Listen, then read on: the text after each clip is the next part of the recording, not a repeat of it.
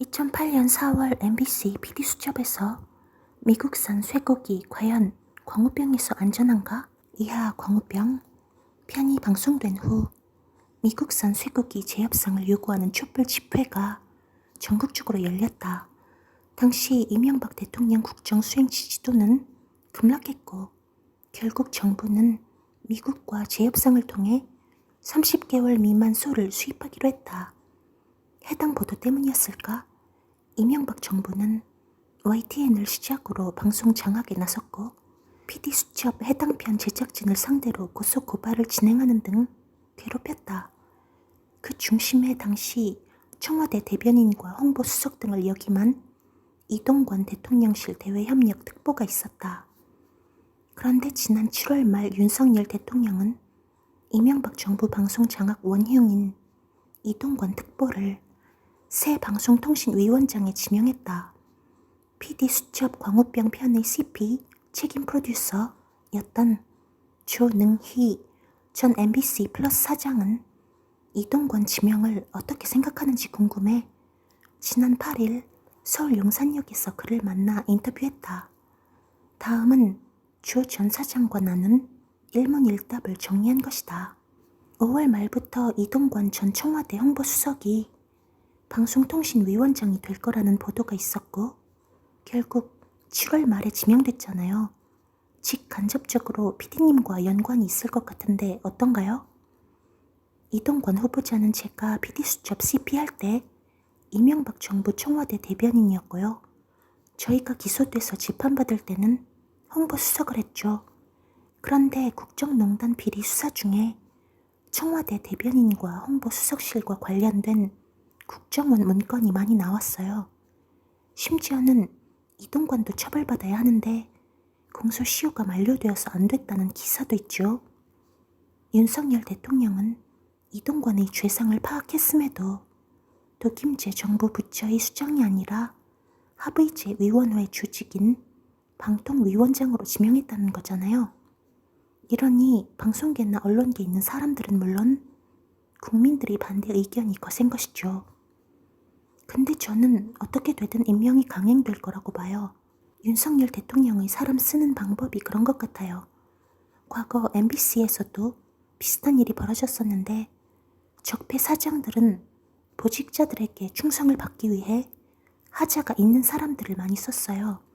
우리가 나중에 경영진이 되어 살펴보니까 별의별 사람들이 다 있었더라고요. 특히 성추행, 성희롱한 사람들도 기용되었는데 어느 뉴스 조작에 관여한 보직자를 살펴보니 업체로부터 성접대를 받았더라고요. 적폐 사장들은 후배들에게 인정 못 받는 사람들에게 보직을 주면 충성을 다할 것이라 생각했던 것 같아요. 저는 윤석열 대통령이 이동관을 다시 기용하는 것은 방송 장악이나 언론 장악 이런 걸 해본 사람이랍시고 기술자를 갖다 쓰는 것이라고 생각합니다. 공소시효 끝나서 법적으로 문제가 없는 것 아니냐는 목소리도 있어요. 공소시효가 지났다 하더라도 한 짓은 남아있고 그것을 자기들은 알잖아요. 근데 그런 사람을 또 쓴다? 그건 다시 하라는 것이겠죠. 그런데 잘 못할 겁니다. 본인도 걱정될걸요? 국민의힘은 PD수첩 광우병 편을 가짜뉴스의 대명사처럼 얘기하는 것 같아요. 후쿠시마 오염수 방류에 대해 얘기할 때 예를 많이 들고 있어요. 정부 정책에 대해서 비판하면 가짜뉴스라고 하죠. 그러면 왜 그것이 가짜인지 근거를 대야 하잖아요? 그런데 그 근거가 또 가짜뉴스이니 국민이 현혹되는 것이죠. 지금 윤석열 정부와 국민의힘에서 괴담이라고 말하는 후쿠시마 오염수와 광우병에는 비슷한 점이 있어요. 정권에 따라 말을 바꾼다는 것이죠. 광우병에 대한 조중동 태도나 지금 국힘당 핵심 인사들의 오염수에 대한 태도가 똑같아요. 문재인 정부에서는 일본의 수출 규제로 촉발된 노주펜 운동이 확산할 때도 있었지만 국힘에서 대부분 일본 오염수 해양 방출을 반대했잖아요. 그런데 정권이 바뀌니까 오염수가 괴담이래요. 국민의힘에서 주장하는 건 지금 15년이 지났는데 광우병 걸린 사람이 없지 않냐는 건데 그래서 괴담이라고요? 그렇다면 지금 이명박 대통령이 하자는 대로 늙은 소도 수입해 먹고 있었어야 한다는 것인가요? 촛불 시위로 30개월 미만으로 바꿨는데 그 뒤로 계속 미국에서 광우병 소가 나오고 있잖아요. 다행히 다 30개월 넘은 늙은 소에서만 광우병이 나왔어요. 심지어는 올해 5월에도 광우병 소가 또 발견되었거든요. 그때 촛불 시위 아니었으면 지금도 계속 늙은 소고기를 먹고 있었을 텐데 괴담은 무슨 괴담이란 것이지요? 이명박 정부에서 어떻게 방송 장악이 이루어졌는지 2017년 국정원 문건을 통해 드러났잖아요. 그거 보곤 어떤 생각이 드셨어요? 국정원 사찰 문건을 보면 저와 PD 수첩 제작진들을 좌파 성향의 특집을 줄곧 제작해온 탈레반 PD로 묘사하고 있더군요. 탈레반이 압박과 회유가 안 통하는 원칙주의자라는 뜻이라면 그렇게 묘사할 수 있겠다고 생각했어요. 그런데 국정원 문건의 핵심은 그런 사찰을 통해서 만든 대책 문건입니다. 문건은 상당 부분 그대로 실행되었어요. 기가 막히는 것은 PD 수첩, PD 전면 교체는 그렇다 치고 프리랜서 작가까지 모두 교체한다는 전략이 쓰여 있었는데 실제로 그런 일이 벌어졌어요. 저는 그때 작가들 항의 농성에도 참가했었는데 회사가 도대체 왜 이렇게까지 하는지 도무지 이해할 수 없었거든요. 근데 그것이 국정원 지시였다는 것이 밝혀진 것이죠. 그중 무엇보다 중요한 국정원의 전략은 MBC 민영화입니다. 이를 위해 구체적인 방안도 제시되어 있어요.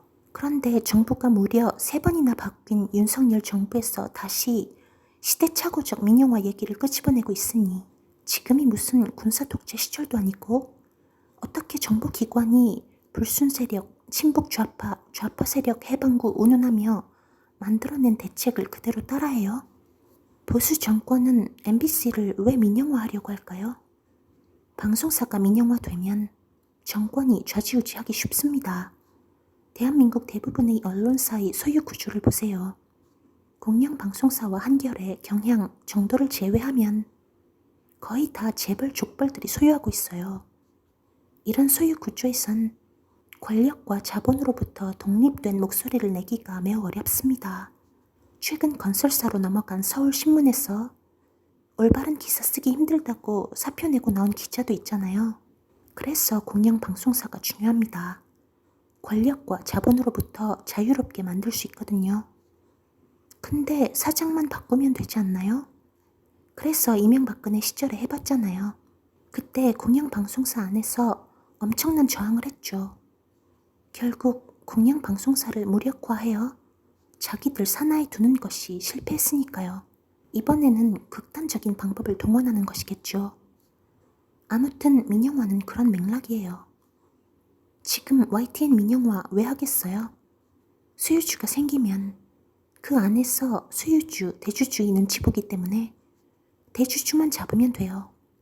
그래서 망가진 언론 굉장히 많고 이상한 보도도 많이 하죠.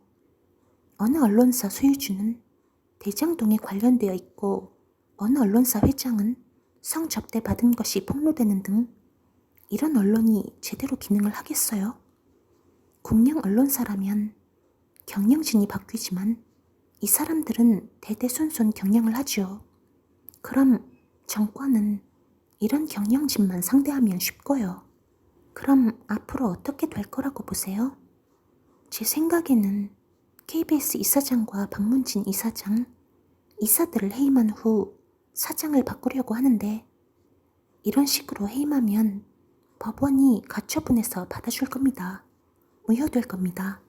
국민의힘에선 문재인 정권의 방송 장악이 더 심했다고 하는데 제가 이런 말을 한 적이 있어요. 박문진의 MBC 임원 자격으로 보고하러 갔는데 거기에 야당 추천으로 박문진 이사가 된 전 경영진들이 있었어요. 그중 한 명은 부당 노동 행위로 벌금형을 선고받은 일종의 범죄자였기도 하고요. 그런데 이 사람들이 저에게 파업 안 한 사람을 다 쫓아냈다고 경영을 편파적으로 한다고 야단치더라고요. 저는 누가 파업했는지 안 했는지도 모르는데 그때 제가 대답하기를 돼지 눈에는 돼지만 보이고 부처 눈에는 부처만 보인다 였어요. 자기들이 그렇게 했으니 세상이 다 그런 줄 아는 것이겠죠. 이동관 후보자가 지난 1일 인사청문회 준비를 위한 첫 출근길에 공산당의 신문이나 방송을 언론이라고 이야기하지 않는다 라고 했어요. 이동관이 홍보수석이었던 시절에 저는 형사 기소되어 재판받고 있었거든요. PD 수첩이 정부 정책을 비판했다고 한밤중에 체포해서 수갑 채우고 철창에 가뒀거든요. 법정에서 이런 나라는 공산주의 국가 아니면 없다고 말했죠. 자기들이 쓰던 수법이에요. 저분들이 재밌는 건 적반하장이잖아요. 자기들이 잘못해놓고 다른 곳에다 화를 내잖아요. 페이스북에 전우영 교수가 쓴 재미있는 글이 있는데 길 가다가 어깨를 부딪히면 보통 사람들은 미안합니다, 죄송합니다 그러는데 깡패 양아치들은 야, 너 눈 똑바로 보고 다녀 이런다는 거죠. 이동관 후보자가 공산당 기관지라고 해서 제가 웃었어요. 최근에는 KBS 이사 재직 시절 법인카드를 사적으로 이용해 무리를 빚은 차기원 씨를 MBC 대주주인 방송문화진흥회 이사로 임명했는데 어떻게 보세요? 놀랐죠. 이것도 헛웃음밖에 안 나와요. 꺼진 불도 다시 보자 라는 관가의 금원이 있어요. 공직에서 물러난 지 오래된 사람이 정치권에 연줄을 대고 고위직으로 다시 낙하해 올 때 그런 표현을 쓰죠. 차기환 씨는 방송과는 전혀 관계없는 사람인데 2009년에 3년 임기 방문진 이사가 된 후 연임까지 하면서 이명박근혜 시절 MBC를 초토화시키는 데 앞잡이 노릇을 한 인물입니다. 그 후 또 야당 몫의 KBS 이사까지 되어 무려 9년 동안 공영방송 파괴를 목적으로 활동하고 방송계를 떠난 줄 알았는데 2023년에 다시 돌아온다? 시대착오적 극우 인사가 관짝을 제치고 살아나 큰 낯을 들고 나타난 것이죠. 그는 5.18 민주항쟁 때 북한군이 광주에 난파되었다는 주장을 퍼뜨리고 일베 그를 옹호하던 극우 인물이죠. 이동관이나 차기환이나 대한민국에서 한물 가버린 자들인데 윤석열 정부가 관짝을 열었어요. 오죽 급했으면 저런 무리수를 두겠어요? 주변에 정상적인 사람이 없어서 그럴 것입니다. 보수에도 상식적이고 합리적인 사람들 많아요. 그런 사람들은 이 정부에서는 눈에 차지 않는 것 같아요. 문재인 정부 때 민주당이 공영방송 지배구조 개선법 처리 안 했잖아요. 그것도 지금 영향이 있을까요? 그럼요. 문재인 대통령 재임 시절 여당이 국회를 다수로 지배하고 있었을 때 안 한 것과 늦은 것들이 많잖아요. 그것은 엄중히 비판받아야 됩니다. 검수완박 형사소송법이나 사장 선임구조 개정 방송법이 그 예이죠. 방송법을 예로 들자면 정권이 바뀐 후에 다수당인 민주당이 내놓은 25명의 각 단체 대표가 사장을 선임하는 방법도 저는 근본적으로 지금보다 낫다고 봐요. 저는 심지어 야당 추천 이사의 동의가 포함돼야 사장을 선임할 수 있다는 특별 다수제 개정안을 지지했어요. 이 법을 만들어달라고 노조위원장 시절 국회에 찾아가고 그랬죠. 박근혜 정부에서 그 법을 발의한 국회의원이 162명으로 과반이 넘었는데도 정권이 바뀌니 흐지부지 되더라고요. 대단히 아쉽죠. 현업 방송인들에게 하고 싶은 말이 있을까요? 우리가 방송인이 된 이유는 이 세상을 좀 더 즐겁고 행복하고 밝게 만들기 위해서잖아요. 그 일을 하면 돼요. 그 일을 못하게 하면 그동안 선배 방송인들이 해고당하며 징계당하며 만들어 놓은 여러 가지 제도를 적극적으로 활용하고 지키면서 싸워야 합니다. 저희 선배들도 그랬거든요.